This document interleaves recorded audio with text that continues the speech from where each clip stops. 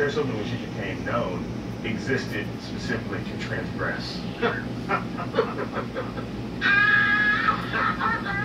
And also was sort of destroying the notion of pretty isn't funny.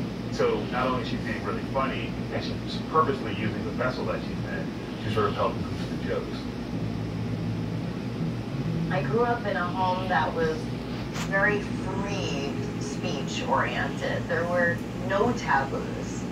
I was rewarded by shocking. You know, my dad taught me swears, and when I was 3, and I would say them, and grown-ups would laugh despite themselves, and it felt so good. It felt like power, and it felt like love.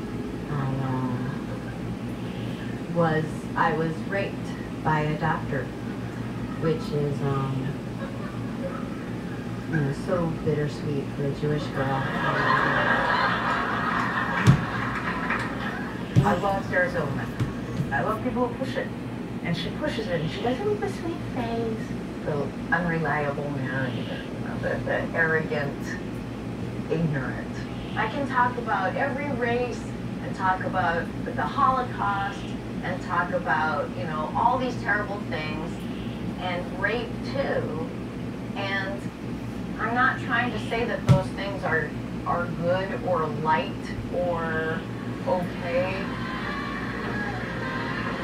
Silverman represented the end of conformity. She used her comedy to subvert and criticize, but not everybody got the joke.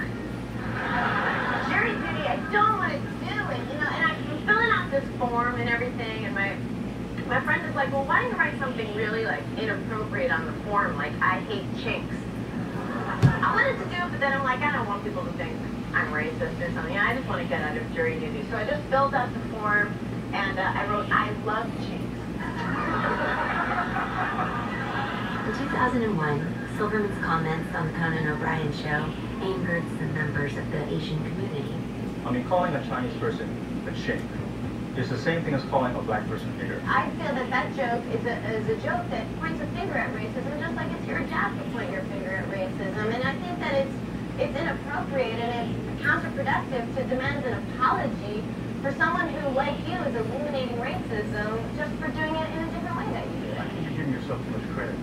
George Carlin had a rule, and that is the comedian's job is to find the line and cross over it. A comedian's job is to be subversive. So a good comedian is by nature subversive. I got in trouble for saying the word chink on a talk show, a network talk show, and the president of an Asian American watchdog group put my name in all the papers calling me a racist, and it hurt, you know? I mean, as a Jew, you know, as a member of the Jewish community, you know, I was really concerned, you know, that we were losing control of the media. Lenny Bruce was doing it. Nothing is new. And Lenny Bruce was saying, you're a wop, and you're a chink, and you're a frog. Everybody's something, so calm down. You call me a nigger, I'll call you a cunt. Next, let's go home. When people say, do you ever go too far? Well, how far is too far? How far is that? So, Sarah Silverman, it's like, sister, do you. Do what works for you and what makes you feel good about it. If you ain't having no problem sleeping at night, shut it.